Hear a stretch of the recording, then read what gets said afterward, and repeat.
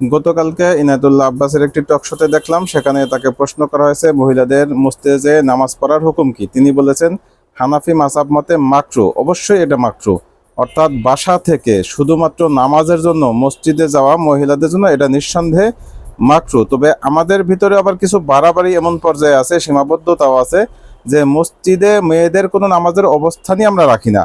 অর্থাৎ যে মেয়েরা বাজারে যাচ্ছে বা কোনো কারণে বাইরে যাওয়া লাগতেছে বা অফিস করা লাগতেছে বা মার্কেটিং বা শপিংয়ে যাচ্ছে, তারা নামাজের রক্ত হলে প্রয়োজনে নামাজ কাজা হয়ে যাচ্ছে, তারপরেও আমরা মসজিদে তাদের ব্যবস্থাপনা রাখি না। এটা খুবই জরুরি, অত্যন্ত দরকারি একটি জিনিস, যে শুধুমাত্র নামাজের জন্য মহিলারা মসজিদে যাবে সেটা নিষিদ্ধ, কিন্তু প্রতিমধ্যে নামাজ হয়ে গেলে তখন নামাজটা আদায় করার জন্য মসজিদে ব্যবস্থাপনা রাখা সেটা অপরিহার্য এবং জরুরি। বিশেষ করে বর্তমান সময়ে যখন সকল মানুষজন বাহিরে থাকে, বিশেষত মহিলারা ব্যাপক আকারে বাইরে যাচ্ছে, তাদেরকে যতদিন পর্যন্ত আপনি বাইরের থেকে ঘরে না আনতে পারবেন ততদিন অন্তত নামাজ যাতে কাজা না যায়। নামাজ একটা ফরজ বিধান, এই ফরজ বিধান আপনার আমার অলসতার কারণে, অদক্ষতার কারণে বা অসচেতনতার কারণে কোনোভাবেই যেন সেটা কাজা না যায়। জন্য আমি আহ্বান করব প্রত্যেকটা মসজিদ কমিটিকে যে তারা যেন মসজিদে যে কোনো একটা সাইডে মেয়েদের ওযু এবং নামাজের যথাযথ ব্যবস্থা রাখে। এটা রাখা বর্তমান সময়ের জন্য